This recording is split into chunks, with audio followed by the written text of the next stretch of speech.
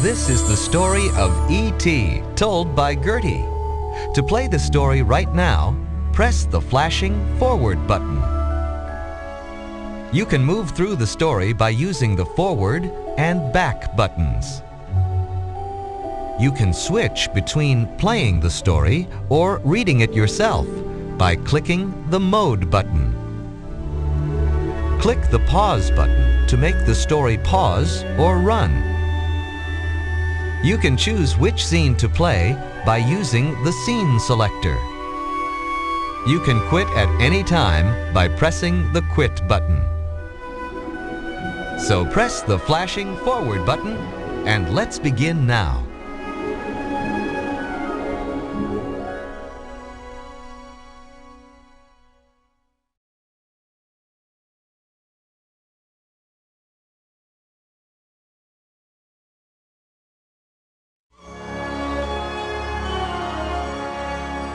I couldn't tell you about E.T. before.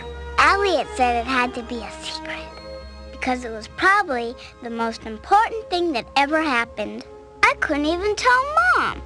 But it's not a secret anymore. So Elliot says it's okay if I tell you now.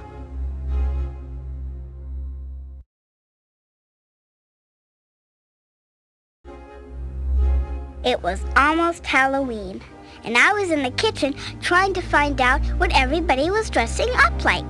I wanted to go as a cowgirl, but nobody was listening to me because they think I'm just a kid. Elliot was telling Mom about something weird he saw in the backyard the night before. A goblin or something. And Laker was teasing him. Maybe it was an iguana. Well, it was real, I swear. Maybe an elf or a leprechaun. It was nothing like that. Nobody believed Elliot. It was kind of nice to see him getting teased instead of me for a change.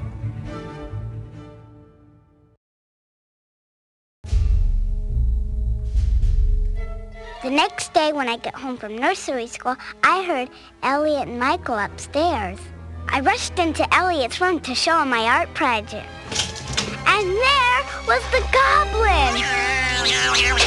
Yuck! It looked like a giant mushroom with eyes. I screamed! And then the goblin screamed! That made Michael jump back and knock over the bookshelf. Then I screamed some more. I'm a good screamer. Elliot almost had a fit. He slammed the door so Mom wouldn't hear us. Michael threw his hand over my mouth and dragged me into the closet.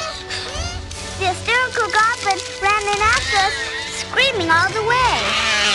Then Elliot ran in and slammed the door.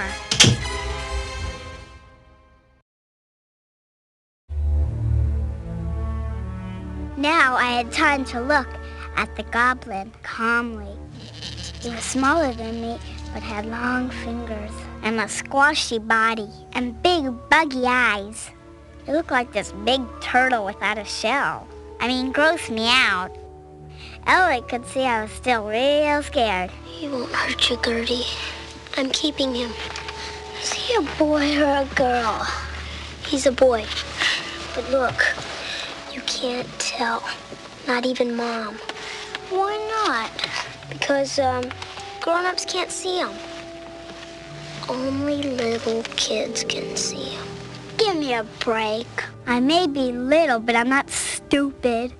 Elliot seemed to know what the goblin was thinking. He said it was sad and alone. And anyway, in the closet with all our stuffed animals, he didn't look so scary anymore. So I promised to keep it a secret.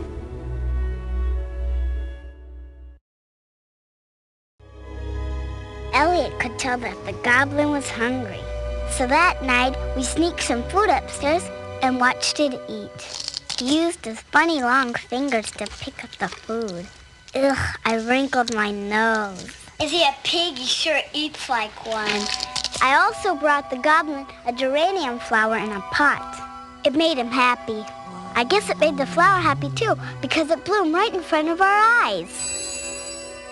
Elliot showed the goblin a map of Earth. We are here. Where are you from? The goblin waved his long fingers. And 5 clay balls flew up in the air and spun like planets and suns. Then he pointed out the window at the stars far away. That's when we knew he was a man from outer space.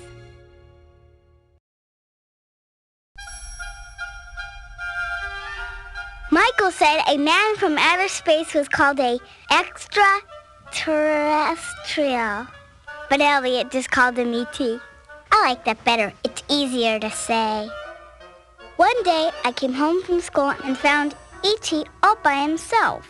He was watching one of my favorite cartoon shows on the TV. It was teaching the letter B. I said, B, B, B. Then E.T. opened his mouth. Everything. You said B. Good. B. And Birdie. And Bobby. Good. This was great. Now I had somebody my own size to play with. So I taught him more words.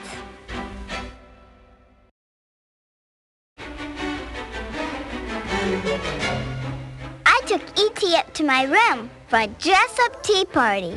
I put a wig on him. And you know, he didn't look so ugly. So I put a dress and some jewelry on him. And now he looked kind of cute. But when Elliot came home and saw E.T. all dressed up, he wasn't happy at all. Oh, you should give him his dignity. But then E.T. surprised him. Elliot. What? I smiled. I taught him how to talk now. He can talk now. Elliot was excited. E.T., can you say that? Can you say E.T.?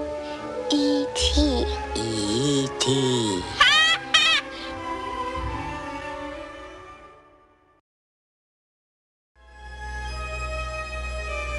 E.T. led Elliot over to the window and pointed towards the stars again. Home. Phone.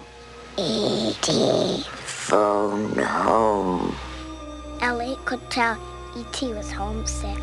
E.T. phone home, and they'll come. Come home. So we had to help E.T. build a communicator so he could call people to tell them to come and take him home. Elliot and Michael got all kinds of weird things, like an old record player and a blender and an umbrella. But I gave him the most important thing, my electronic spelling game. That's how I helped.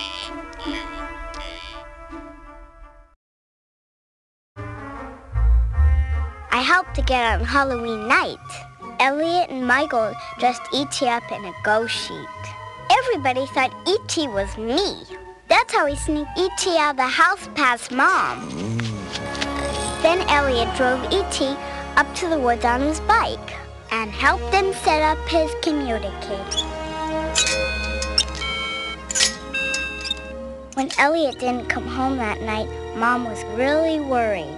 I wanted to tell her where he was, but I had promised to keep it a secret. Elliot finally showed up the next morning. He looked so tired and so sick. You know why? Because E.T. was lost. Everything was going rotten, and it scared me so much. Michael finally found E.T. in the woods and sneaked him back in the house. E.T. didn't look well at all. Michael and I were real worried, so we decided it was time to tell Mom. She walked into the bathroom and saw Elliot sitting on the floor next to E.T. We're sick. I think we're dying.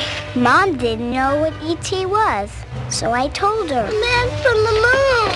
E.T. reached out his arms. Mom. That's when Mom freaked out. She grabbed Elliot, Michael, and me and rushed downstairs to get away from E.T. Suddenly, people in spacesuits bursted into our house. They came in through the doors, the windows, everywhere. They were scientists, and they were looking for E.T. When the scientists found E.T., he was extra sick. They tried very, very hard to make him better. They put a big bag bag over the whole house and brought in a lot of machines, but it didn't help. Elliot pleaded with E.T. E.T., stay with me, please. I'll be right here. But it was too late. The scientists wrapped up E.T.'s body to take it to their lab. I started to cry, and so did Mom. Elliot stared at E.T. so long. I'll believe in you all my life. Every day, E.T. I love you. As Elliot started to leave, E.T. opened his big eyes. E.T. phone home. He's alive! Oh.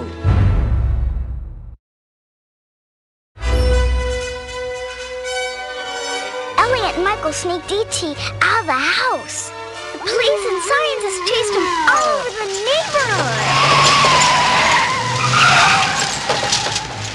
And just when the police had them trapped, E.T. made all their bikes fly right over the cars and houses.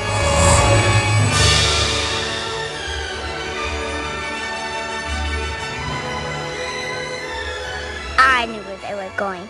E.T.'s people were coming for him, and it was about time. Mom and I drove to the place in the forest where the spaceship would land.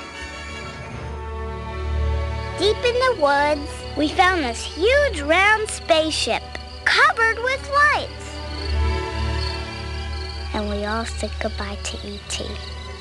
I gave him the geranium as a going-away present. I just wanted to say goodbye. I kissed him on his funny round nose.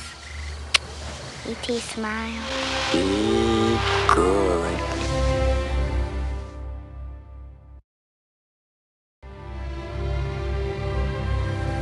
E.T. waddled up the ramp into his spaceship. He was holding my geranium.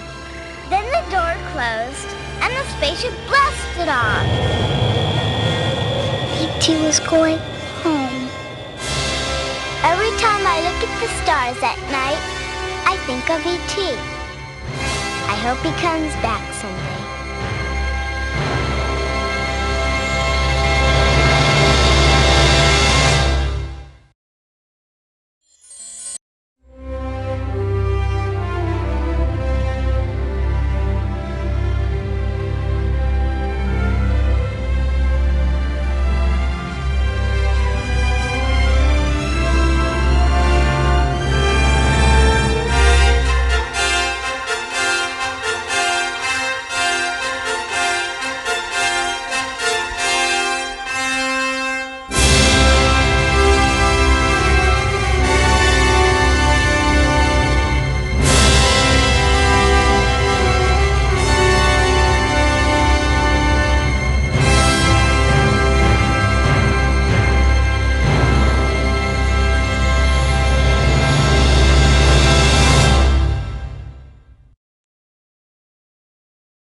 If you really want to quit, click on the picture of the moon. To play the story again, click on the picture of E.T.